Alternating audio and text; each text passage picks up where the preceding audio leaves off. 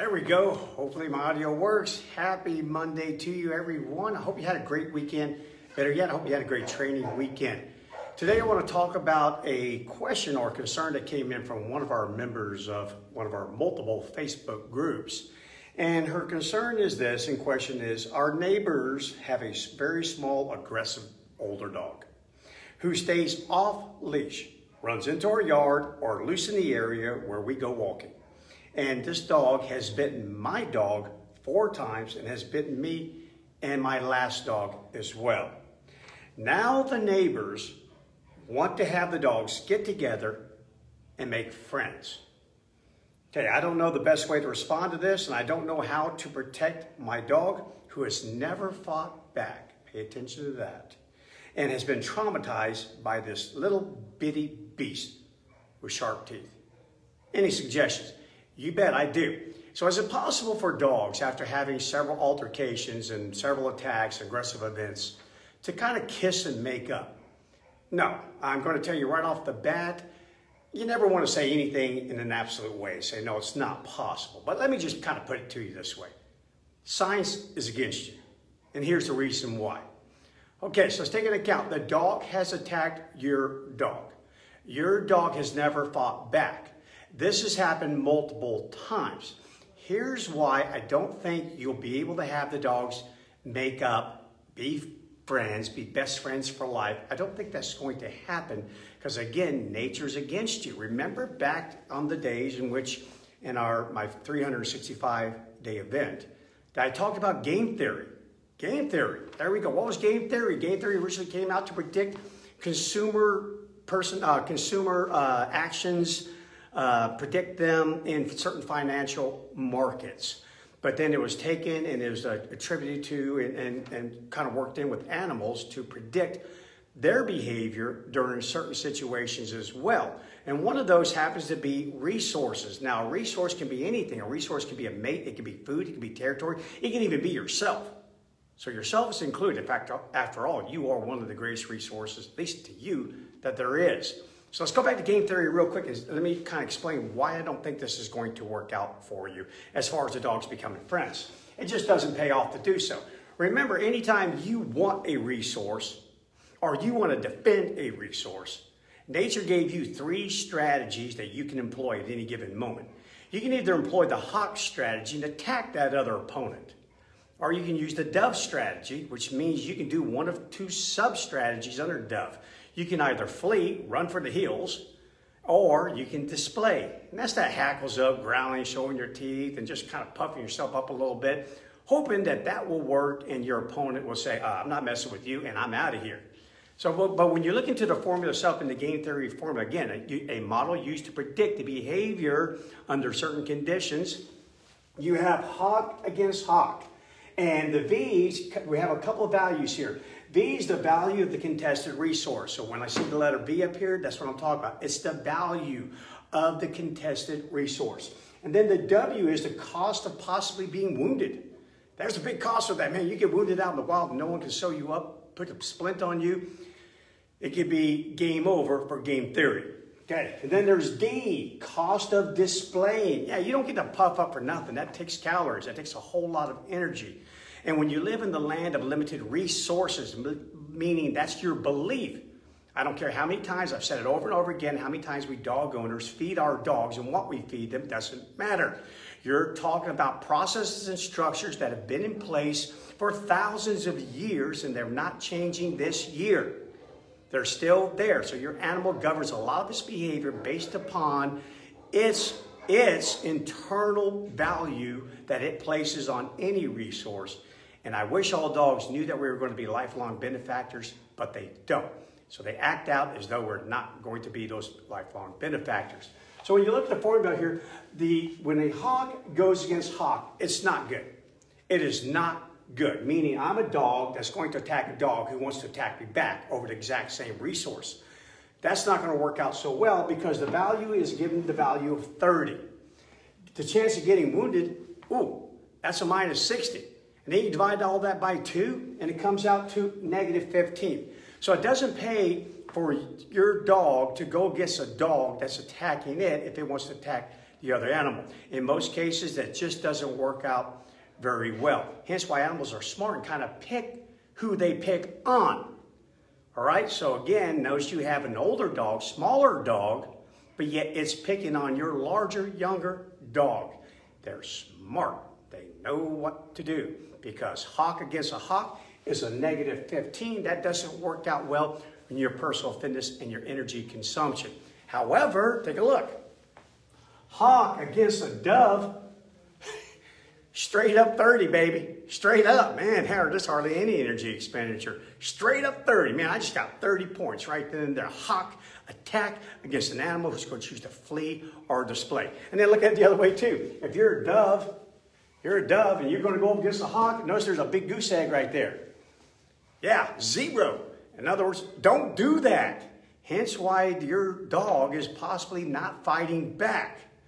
They get game theory.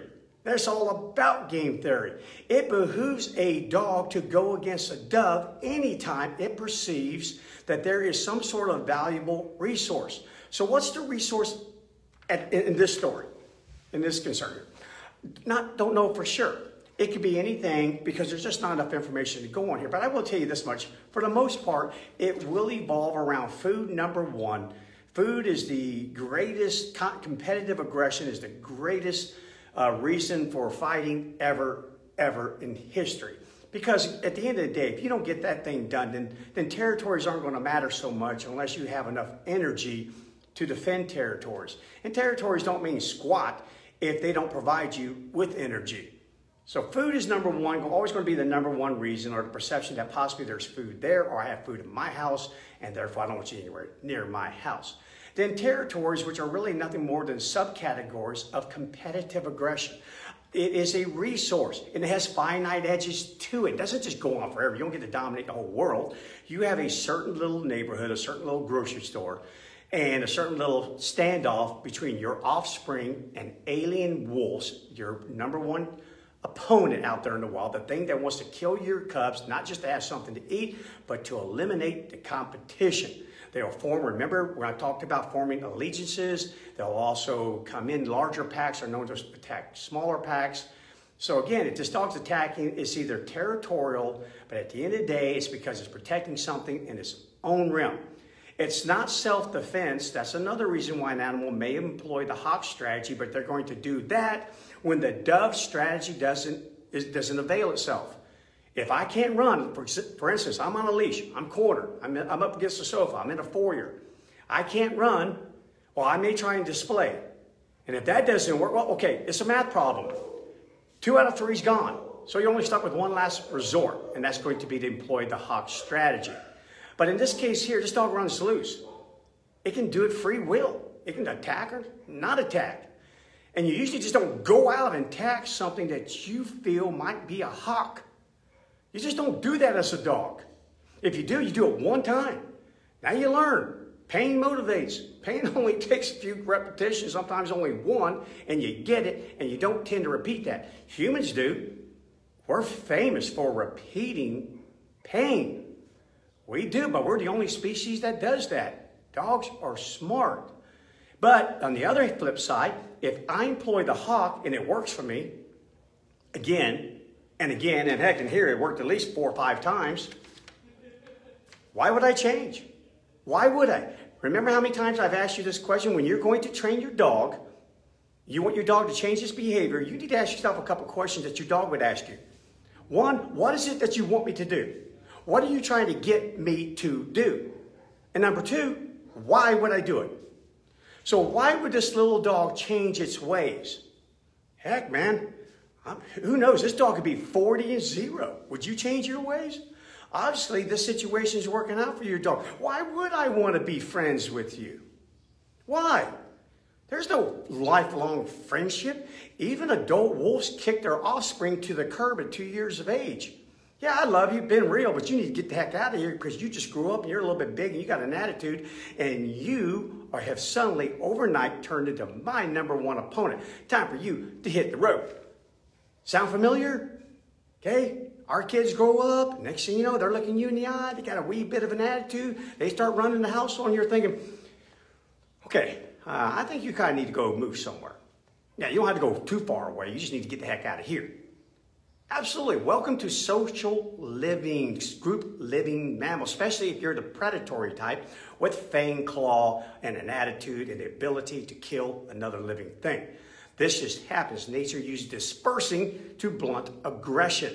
She also gave this game theory model up here so that to animals are smart enough to be able to do this math.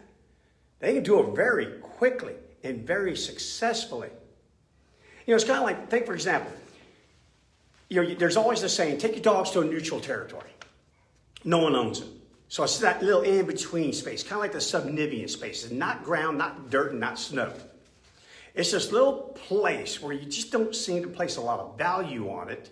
The turf itself, terra firma. I just don't. It's kind of neutral here. I don't have any food here. I've never eaten here before. I don't have a mate here. My owner's not here. My toys aren't here.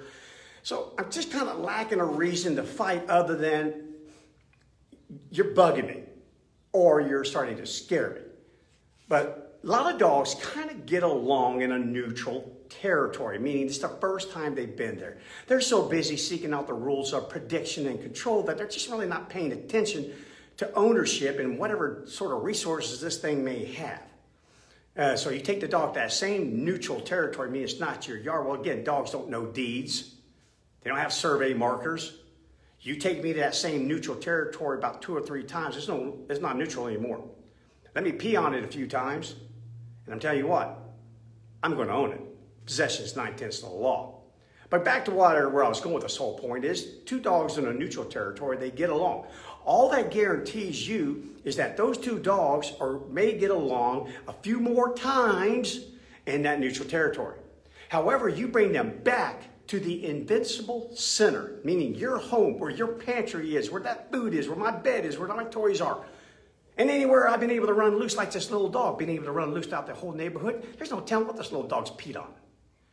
There's no telling what that dog thinks is its territory.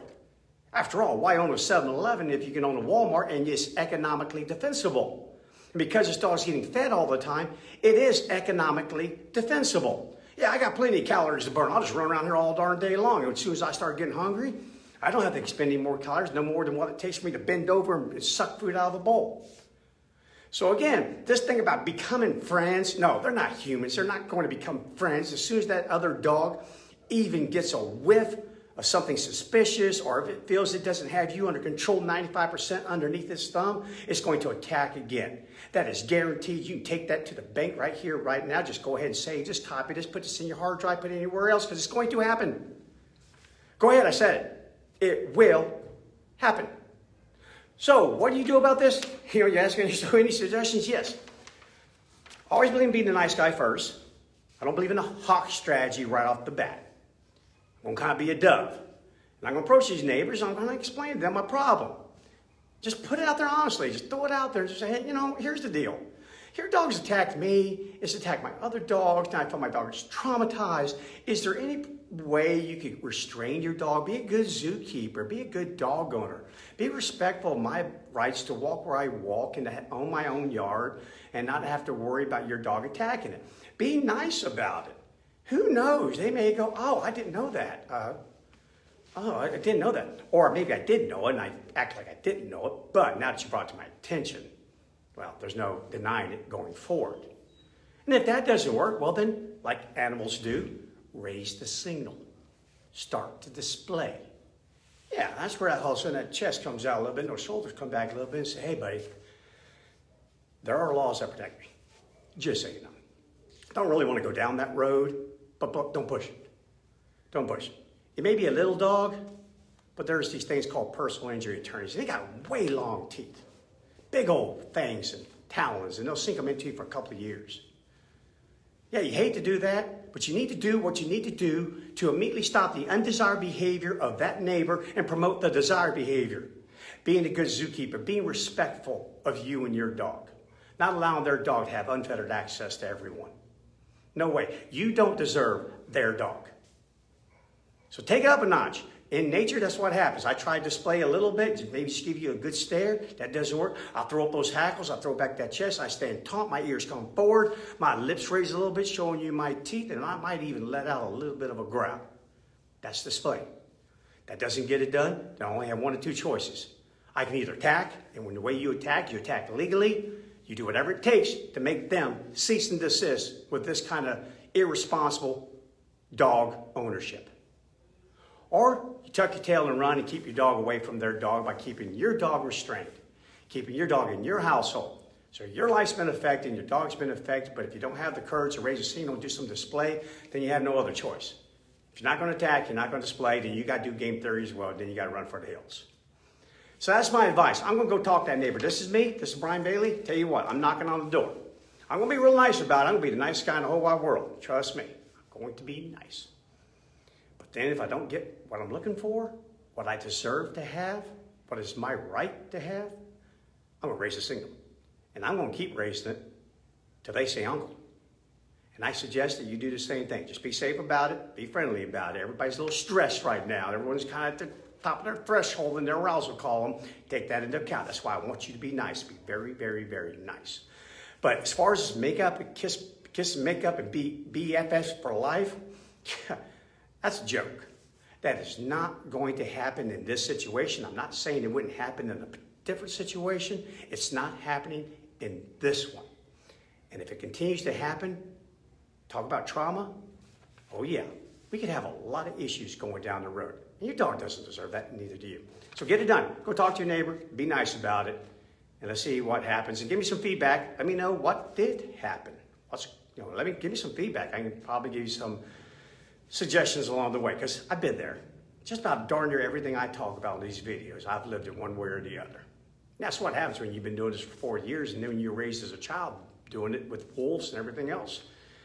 Been a long time, 60 plus years. Seen a lot of stuff. Okay, so that's it for today, guys. If you got a question of your own, you have a concern, you want me to address it live, then send it in to me. Days are counting down. 15 counting. 15 counting. We're getting there. So again, I got a lot to talk about, so send it in here. All right, guys, I'm out of here. Enjoy the rest of your day. Manic Monday, got busy. I got clients to see. You get busy out there yourself. Be safe.